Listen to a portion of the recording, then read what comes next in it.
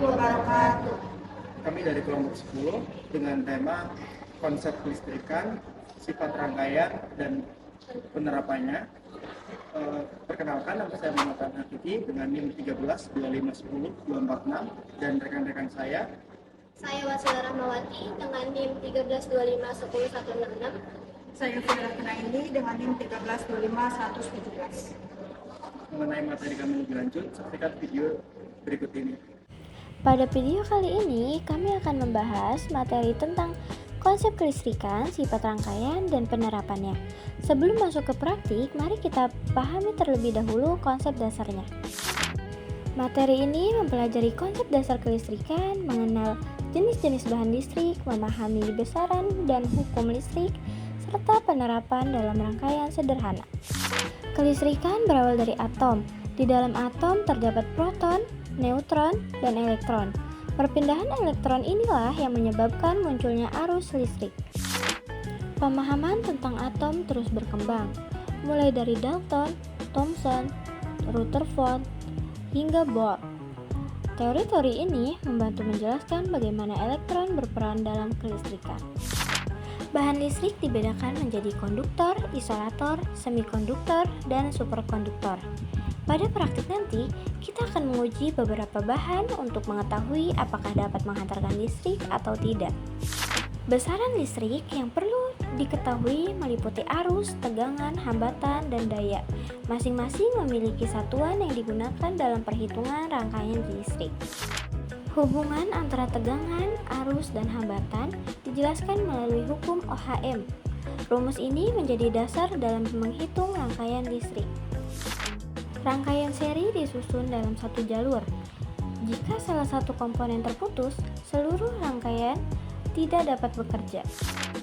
Berbeda dengan rangkaian seri, rangkaian paralel memiliki beberapa cabang sehingga jika salah satu cabang terputus, cabang lainnya tetap bisa berfungsi. Konsep kelistrikan banyak diterapkan dalam berbagai perangkat elektronik seperti LED, transistor, relay, dan dioda. Selain mengenal listrik, kita juga perlu mengetahui beberapa besaran listrik. Yang pertama adalah tegangan listrik dengan satuan volt, kedua arus listrik yang satuannya ampere, selanjutnya ada hambatan listrik dengan satuan Ohm, energi listrik dengan satuan joule, dan daya listrik dengan satuan watt.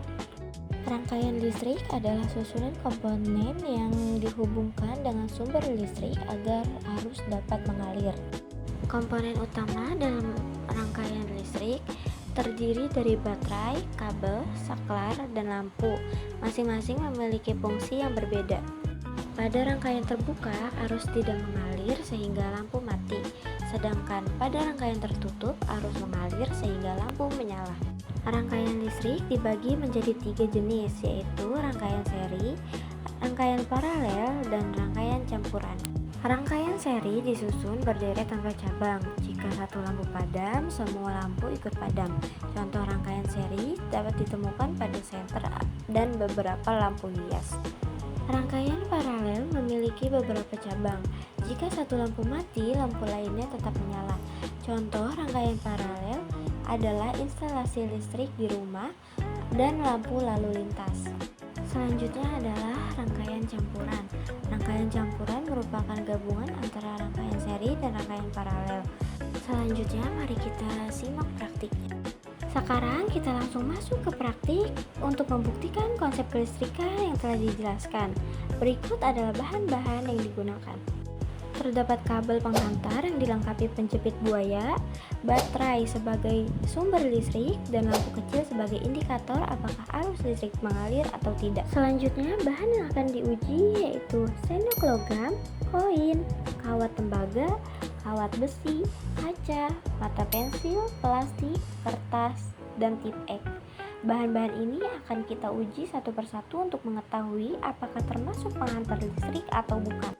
Sebelum pengujian, pastikan rangkaian berfungsi dengan baik. Lampu menyala saat rangkaian tertutup dan lampu mati saat rangkaian terbuka. Selanjutnya kita akan uji benda yang lainnya. Benda pertama yaitu mata pensil. Lampu menyala sehingga mata pensil termasuk konduktor. Selanjutnya yaitu plastik. Lampu tidak menyala sehingga plastik termasuk isolator. Kemudian bahan yang akan diuji yaitu sendok logam. Lampu menyala sehingga sendok logam termasuk konduktor.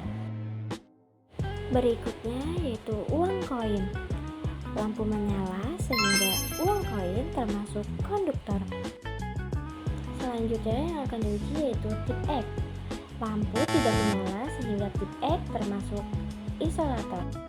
Kemudian bahan yang diuji yaitu kawat besi. Lampu menyala sehingga kawat besi termasuk konduktor.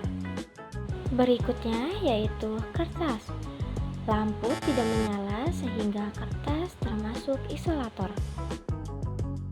Selanjutnya yaitu kaca. Lampu tidak menyala sehingga kaca termasuk isolator. Kemudian yang terakhir yaitu kawat tembaga. Lampu menyala sehingga kawat tembaga termasuk konduktor. Nah, hasil dari pengujian tadi dapat disimpulkan bahwa mata pensil, sendok logam, uang koin, kawat besi, dan kawat tembaga merupakan konduktor. Sedangkan plastik, tip X, kertas, dan kaca merupakan isolator. Sekian video dari kelompok kami, kurang lebihnya mohon maaf. Wassalamualaikum warahmatullahi wabarakatuh.